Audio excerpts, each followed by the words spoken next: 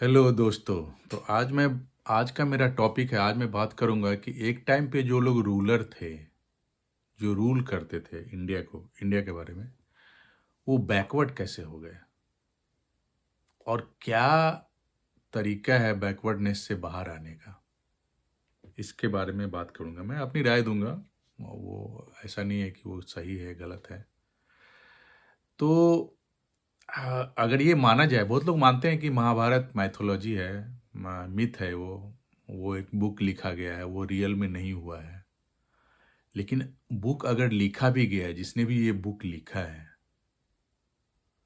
उसने यादवों को भगवान तो माना था।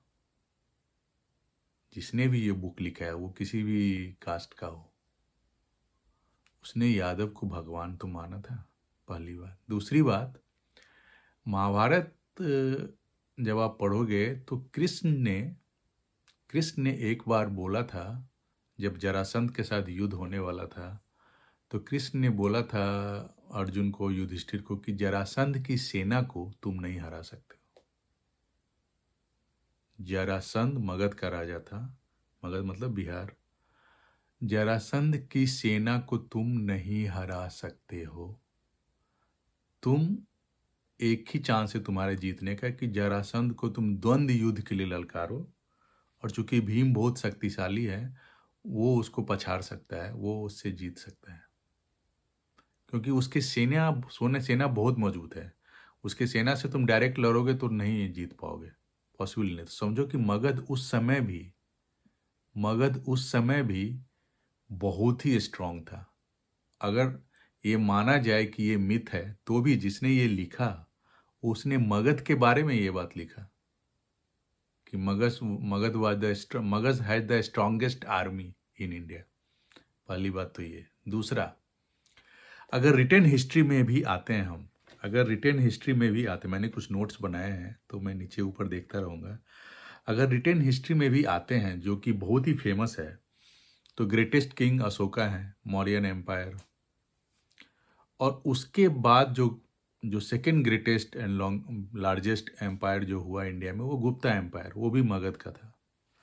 अब गुप्ता एम्पायर के खत्म होने के बाद, गुप्ता एम्पायर और मगध एम्पायर 300 बीसी के आसपास था। 300 बीसी टू उसके बाद 150 ईयर, बीच में कुछ वैक्यूम था। सुंगा थे और फिर उसके बाद कनिष्क आए। तो कनिष्क लेकिन वो चाइना से कहीं से आए थे, और उन लोगों का राज्य एक्चुअली उन they started from Pakistan and Afghanistan, और वो फिर इंडिया में फैलते चले गए। मगध को भी ले लिया अपने अंदर। उसके बाद गुप्ताज आ गए, और गुप्ताज ने फिर रूल किया, जस्ट लाइक मौर्यन, बहुत ही बड़ा। तो चंद्रगुप्त वन, समुद्रगुप्त, चंद्रगुप्त टू, ये सब जो हम लोग विक्रम एंड वैताल की कहानी के बारे में जो बात करते हैं, राजा विक्रमादित्य, बोला जाता है कि उन्हीं के नाम पे विक्रम संवत शुरू हुआ। इंडिया का जो कैलेंडर के हिसाब से 2087 अभी है, या ऐसे कुछ है कैलेंडर, वहीं से उनके नाम पे ही शुरू हुआ। लेकिन विक्रम वैताल की जो कहानी है उसको फेमस किया चंद्रगुप्त टू ने, जो कि समुद्रगुप्त के बेटे थे। गुप्ता एम्पायर के बहुत बड़े राजा थे। सबसे बड़े राजा गुप्ता एम्पायर के समुद्रगुप्त थे। 5 ग्रेट्स हुए इंडिया में, एक चंद्रगुप्त मौर्य, एक अशोका, एक समुद्रगुप्त, एक हर्षवर्धन, और उसके बाद अकबर और चोला। ये 6 ग्रेट किंग बोले जाते हैं। तो उसमें तीन तीन तो बिहार से हैं, मगध से हैं। ठीक है। अब चंद्रगुप्त टू के ही टाइम पे कालिदासा, आर्यभट्टा, ये सब उनके टाइम पे ही था। चंद्रगुप्त टू जो थे वो खुद ही बहुत ही बड़े विद्वान थे। He was a very good warrior also, king also, और बहुत ही नॉलेजेबल भी थे। वो, उनको आर्ट्स में, ये सब में बहुत इंटरेस्ट था। तो वो खुद से कविता लिखते भी थे। तो ये विक्रम बेताल की कहानी को उन्होंने फेमस करवाया है। ये जो हम किवंदतिया है, जो हम लोग आपस में बात करते हैं, जिसके ऊपर सीरियल बना है, ये सब उनके उनके काल में हुआ। तो इंडिया का जो सोने की चिड़िया जो इंडिया को बोलते हैं, ये गुप्ता एम्पायर के टाइम पे पीक पे था। ऐसे इंडिया रूल कर रहा था या बहुत अच्छा कर रहा था, one of the best country and largest cities India में थे उस समय वर्ल्ड के, फ्रॉम मौर्यन एम्पायर से भी पहले पहले से ही थे। गया गया था और उज्जैन था और बहुत सारे। लेकिन जो पीक करता है ना, हर चीज़ का एक पीक होता है। जब आप स्टार्ट करते हो, आप एकदम अपने पीक पे जाते हो, फिर उसके बाद ढलान होता है। तो जो पीक था इंडिया के स्वर्णिम युग का, अगर स्वर्णिम युग अगर 1000 साल चला, तो 100 साल अपने बेस्ट फॉर्म में था। वो था समुद्रगुप्त और चंद्रगुप्त टू के टाइम पे। और उसी समय इंडिया में आविष्कार हो रहे थे, खोज हो रहे थे, आर्टिस्ट निकल रहे थे, पोएट्री बन रही थी, बहुत सारी चीज़ें हो रही थी। उसके बाद गुप्ता एम्पायर के बाद बहुत सारे अटैक हुए हुनाज से, और फिर स्कंदगुप्त आए, फिर कुमार गुप्ता आए, स्कंदगुप्त आए, और फिर धीरे धीरे गुप्ता एम्पायर ख़त्म हो गया। फिर उसके बाद हर्षवर्धन आए, लेकिन हर्षवर्धन कभी पूरे इंडिया को रूल नहीं कर पाए। वो हाफ ही रहे, नॉर्थ में रहते थे और साउथ में चोला या पल्लवाज रहते थे, ऐसा।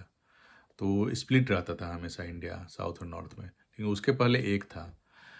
तो कहने का मतलब ये है कि इतना अच्छा राज्य जब, और ये सारे जो राजा थे, ये सारे जो राजा थे, Mauryan empire and Samudragupta empire, even before Mauryan Nandas, ये न क्षत्रिय थे न ब्राह्मण थे।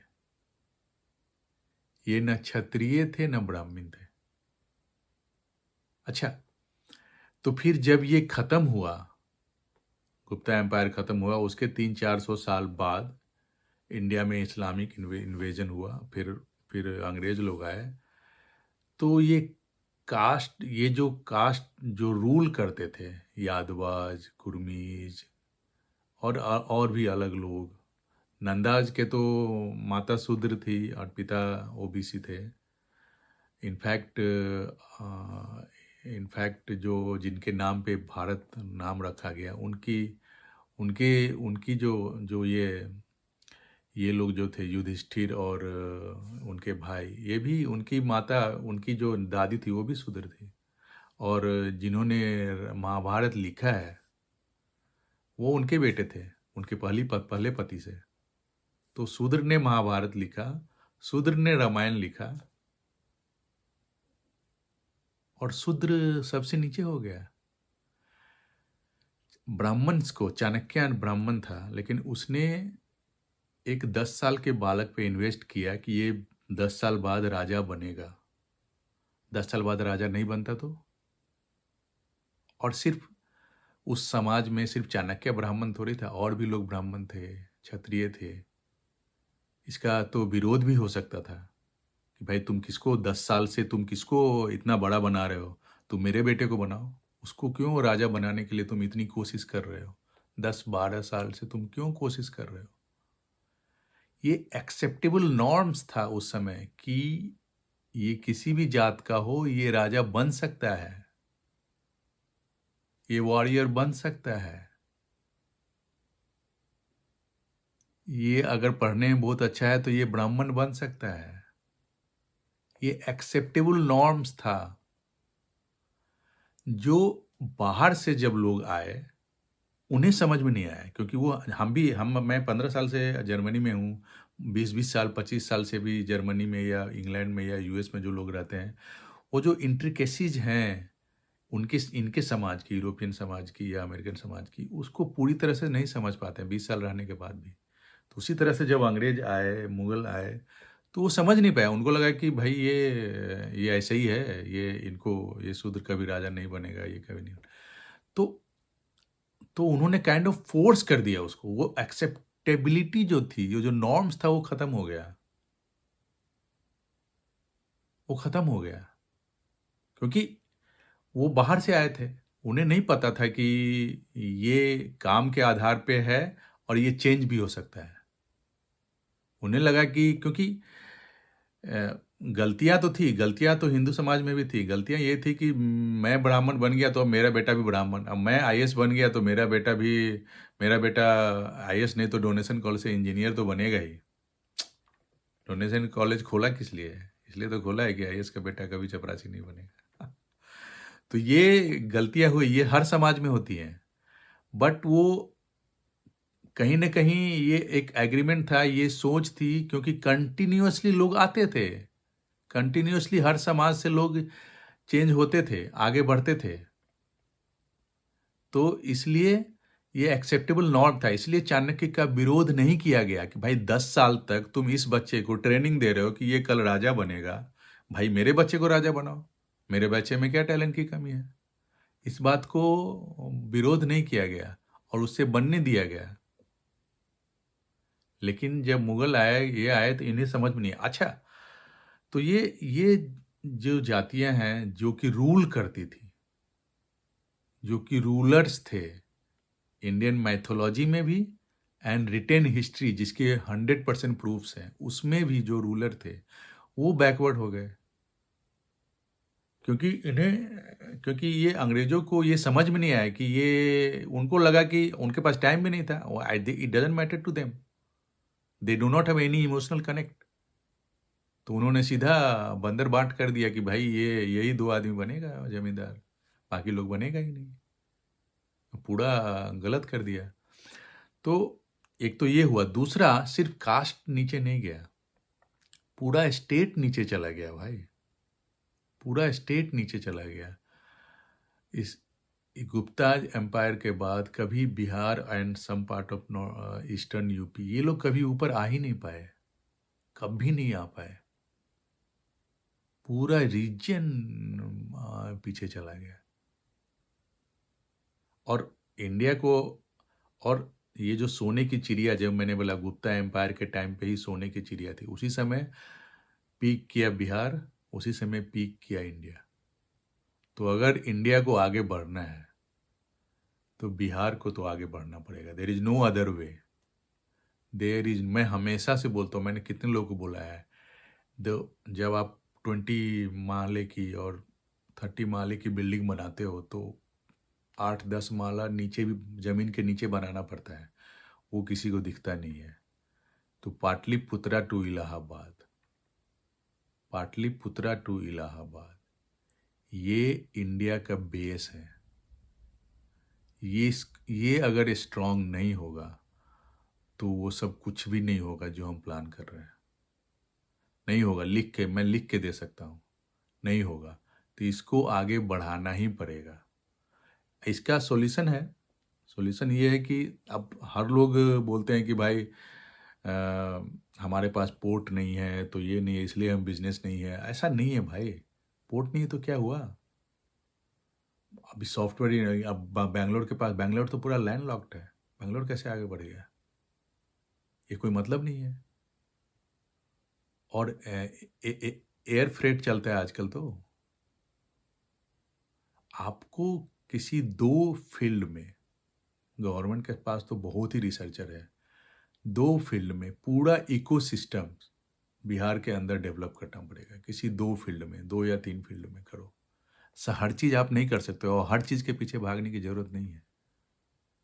किसी 2 फील्ड में पूरा इकोसिस्टम, जैसे अब कितना भी कोशिश कर ले, कितना भी फ्री और अच्छा राज्य मिल जाए, अच्छा स्टेट मिल जाए, अमेरिका आईटी का इकोसिस्टम इंडिया के बाहर कंप्लीटली लेके नहीं जा सकता है, पॉसिबल ही नहीं है। 10% ले जा सकता है, 15%। उसी तरह से चाइना से मैन्युफैक्चरिंग कंप्लीटली बाहर नहीं ले जा सकते हो आप, क्योंकि एक इंडस्ट्री को लगाने के लिए और 50 छोटी छोटी इंडस्ट्री लगानी पड़ती है। जैसे टाटा मोटर है, टाटा स्टील है जमशेदपुर में, टाटा मोटर्स के 8-10 वेंडर ऐसे हैं जिनका टर्नओवर 1000 करोड़ से ज़्यादा है, वेंडर ओनली इन जमशेदपुर। अब टाटा मोटर चाह के भी सब कुछ जमशेदपुर में बंद करके कहीं और नहीं जा सकता है, क्योंकि वो चला जाएगा, लेकिन उसके जो 500 और वेंडर हैं वो नहीं जाएंगे, और वो जमशेदपुर से सब कुछ मंगाएगा तो कॉस्ट है ना, ट्रेवल कॉस्ट है, शिपिंग कॉस्ट है, ट्रांसपोर्टेशन कॉस्ट है, और इतना आसान नहीं है, इतने ईजिली अवेलेबल नहीं होंगे। तो ये इकोसिस्टम बिल्ड करने की ज़रूरत है अगर बिहार को ऊपर जाना है। और अगर जात पात खत्म करना है तो ऑफ कोर्स ये जो है इंटर कास्ट मैरिज को इंडिया में और बिहार में बढ़ावा देना पड़ेगा, प्लस उस पे मैं एक और चीज़ है, रिजर्वेशन पे एक बात रामविलास पासवान जी ने बोली थी 2016-17 में, जब 10% रिजर्वेशन गरीबी के आधार पे या इनकम के आधार पे दिया गया था सबको, जनरल कैटेगरी को भी। तो उन्होंने बोली थी अब रिजर्वेशन पे डिस्कशन बंद हो जाना चाहिए, अब सबको रिजर्वेशन मिल गया। तो जो सुप्रीम कोर्ट ने बोला है, रिजर्वेशन 50% से एक नया पैसा भी ऊपर नहीं होना चाहिए। कुछ राज्यों में 73 या 75। और रिजर्वेशन इलेक्शन से जस्ट पहले मुस्लिम रिजर्वेशन, तो जाट रिजर्वेशन, ये सब शुरू हो जाता है नौटंकी। रिजर्वेशन के बारे में कोई भी बात करेगा तो you should not be allowed. अभी अगर तुम बात भी कर दिए तो तुम सीधा 2 साल का जेल, कुछ बात नहीं करना है। और अगर हमारे कुछ भाइयों के अंदर अगर ये है थॉट प्रोसेस है कि नहीं रिजर्वेशन ख़त्म ना हो जाए कहीं, तो गवर्नमेंट की तरफ से ये लेके आ जाओ भाई, नेक्स्ट 50 ईयर, क्योंकि रिजर्वेशन स्टार्ट हुआ था सिर्फ 5 साल के लिए, ये 10 साल के लिए स्टार्ट हुआ था, और हर 5 साल पे किसी की अब औकात नहीं कि उसको बंद कर सके।